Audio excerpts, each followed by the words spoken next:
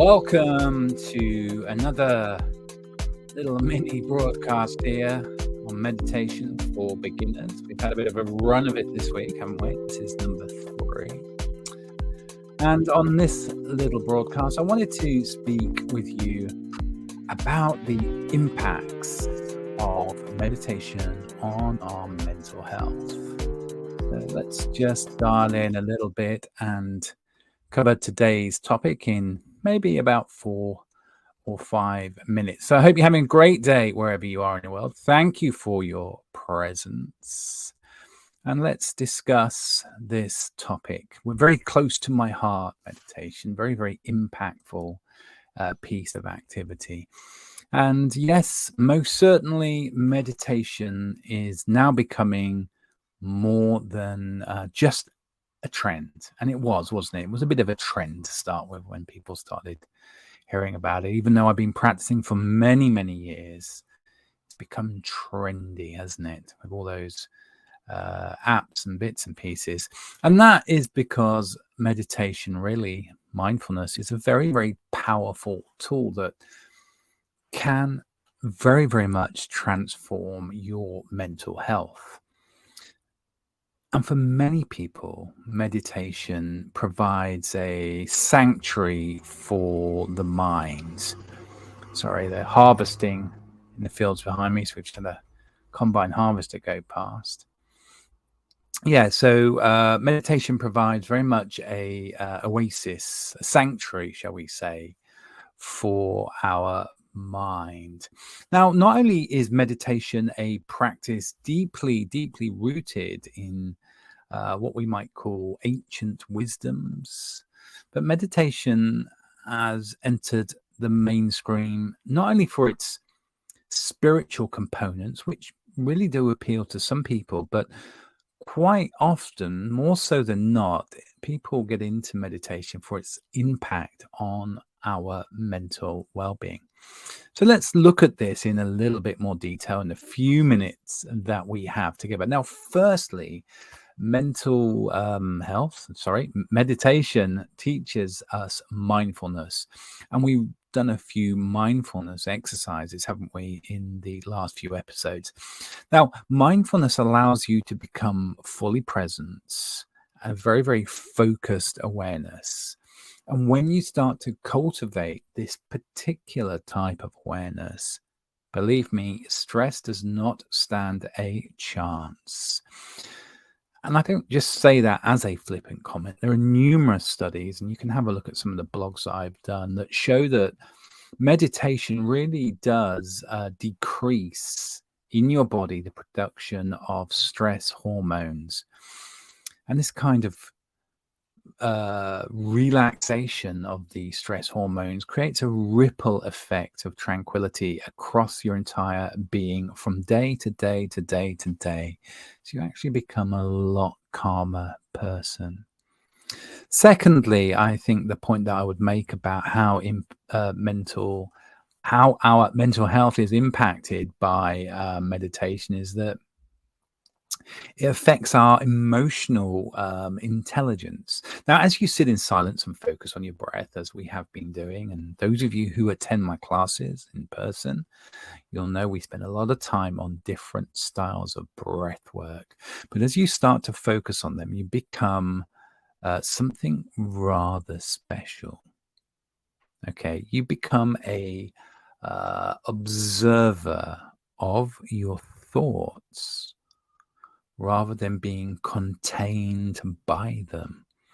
And that really is a very special quality to cultivate, because this level of self-awareness gives you the power to, it does. It gives you the power. I'm just thinking there was another word, but I'm going to stick with power, to manage your emotional responses more effectively. So you begin to respond to things rather than react. And if you're a reactor, in terms of you react and you're triggered by things in your life, then meditation is most certainly going to be effective for you.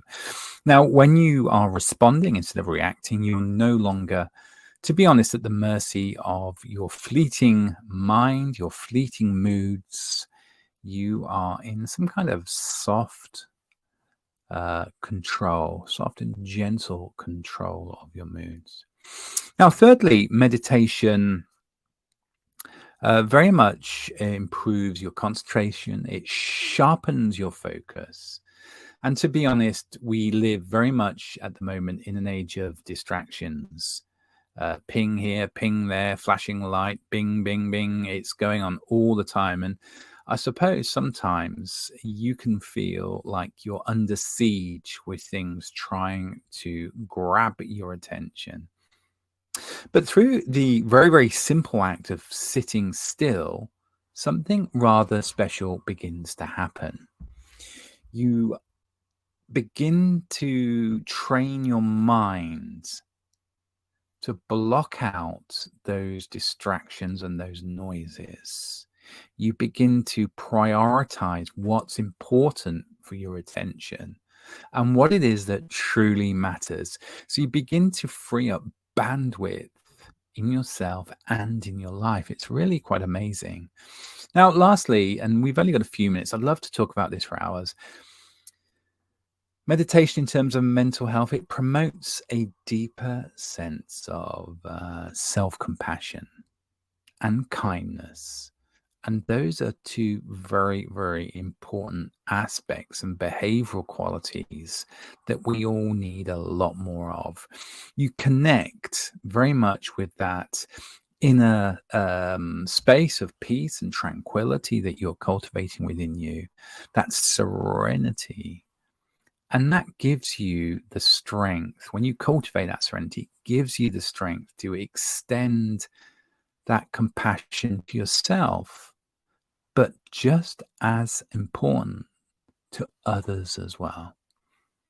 And, in a world that is in some parts devoid of any type of empathy, it's a very, very empowering gift to give to others. Your focus, your compassion, and your kindness. So that is a outward quality of meditation that you can give to others. You can empower others through your kindness. So why meditate? Well, because your mental being is not a luxury. Okay.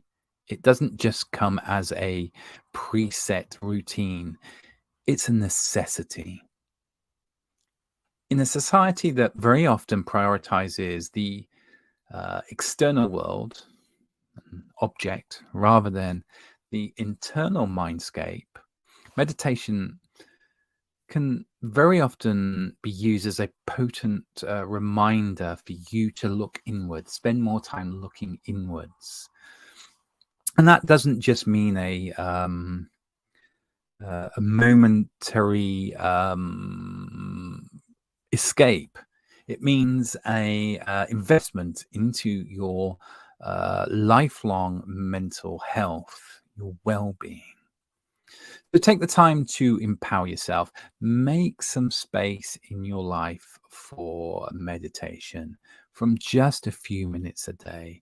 Spend some time thinking about things from a different perspective and see how it changes and impacts the quality of not only your life, but those you share your life with. Think about it. Thanks for listening.